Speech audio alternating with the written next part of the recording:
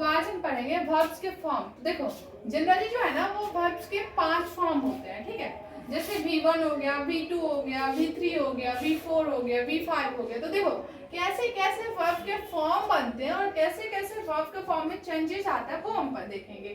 तो देखो क्या है, जैसे V1 है वर्ब का फर्स्ट फॉर्म, तो वर्ब का जो इंफिनिटिव रूप जैसे हो गया ईट हो गया, गो हो गया, ड्रिंक हो गया, प्ले हो गया, लाफ हो गया, ठीक है। तो वर्ब का फर्स्ट फॉर्म में कोई भी एक्स्ट्रा वर्ड नहीं लगेगा। ईट मतलब जैसे खाना, गो मतलब जाना, ड्रिंक मतलब पीना, प्ले मतलब खेलना, लाफ मतलब हंसना। तो ऐसे हो जाएगा वर्ब का फर्स्ट फॉर्म में बस सिंपल रहेगा ईट, गो, ड्रिंक, प्ले, लाफ, ये सब इट, ठीक है।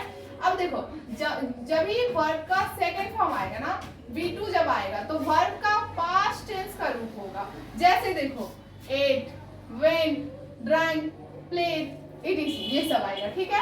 अब देखो वर्ब का थर्ड फॉर्म कैसे बनता है। वर्ब का पास्ट पार्टिसिपेंट जो होता है ना, पास्ट पार्टिसिपल रूप जैसे हो गया eaten, gone, drunk, played, ED सब में लग जाएगा, ठीक है। लाफ है तो लाफ्ड, ऐसे हो जाएगा, ठीक है, ईडी लग जाएगा।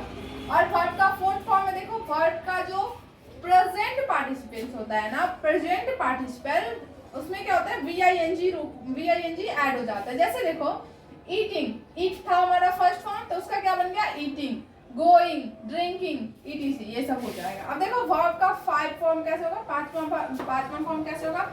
वर्ब में एस या ईएस लग जाएगा। जो भी फर्स्ट वर्ब का हमारा फर्स्ट फॉर्म था, फिफ्थ फॉर्म में क्या होगा एस या ईएस लग जाएगा। देखो ईट्स, एस लगा, गोज, ईएस लगा, गो में ईएस लगा तो गोज हो गया, इटीसी, ऐसे हमारा बन जाएगा। तो हम कैसे जानेंगे कौन से फॉर्म को कैसे बनाना है, अगर मान लो हमें नहीं आता, याद नहीं है हमें। वर्ब का हमारा फर्स्ट फॉर्म था, फिर फिफ्थ फॉर्म में क्या होगा एस या ईएस लग जाएगा। देखो ईट्स, एस लगा, गोज, ईएस लगा, गो में ईएस लगा तो गोज हो गया, इटीसी, ऐसे हमारा बन जाएगा। तो हम कैसे जानेंगे कौन से फॉर्म को कैसे बनाना है, अगर मान लो हमें नहीं आता, याद नहीं है हमें वर्ब का फॉर्म, तो हम कैसे बनाएंगे। जैसे फर्स्ट फॉर्म है ना ईट है, तो मार्कर ही नहीं चल रहा, रुक जाओ मैं मार्कर चेंज कर देती हूँ।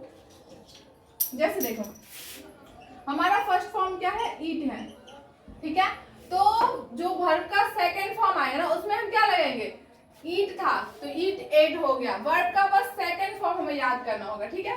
थर्ड फॉर्म में क्या है ईडी हम लगा लेंगे, इटेन था तो ईएन, इटेन लगा दिए, गोन लगा दिए, मतलब पास्ट पार्टिसिपेंट्स लगाएंगे। फोर्थ और फिफ्थ फॉर्म याद करना बहुत ज्यादा इजी है। देखो फोर्थ में हम क्या करेंगे, वर्ब का जो भी फोर्थ चौथा जहाँ पे हम देख लेंगे जिसका स्ट्रक्चर हम पढ़ लेंगे कि हाँ इसमें V4 लगेगा, ठीक है। अगर हमें V4 लगाना है ना तो बस ING ऐड करना है। जो वर्ब का फर्स्ट फॉर्म दिया है उसमें ING लगाने हो, जैसे ईट दिया है तो ईट में ING लगाने, ईटन हो गया, ये हो गया वर्ब का फोर्थ फॉर्म। और वर्ब का पांचवा में क्या एस या ईएस लगेगा, ठीक है। तो हम देख लेंगे अपने अकॉर्डिंग किसमें एस लगेगा किसमें ईएस लगेगा। जैसे ईट है तो ईट में हम ईएस तो नहीं लगाएंगे, इसमें बस एस लगाएंगे तो क्या हो जाएगा ईट्स हो जाएगा। जैसे गो है तो गो में हम ईएस लगा देंगे, गोज हो जाएगा। तो देखो फर्स्ट फॉर्म तो हमें याद करने की जरूरी नहीं है क्योंकि ईट, गो, प्ले इसको नहीं आता, ठीक है। सेकंड फॉर्म हमें याद करना पड़ेगा, ठीक है।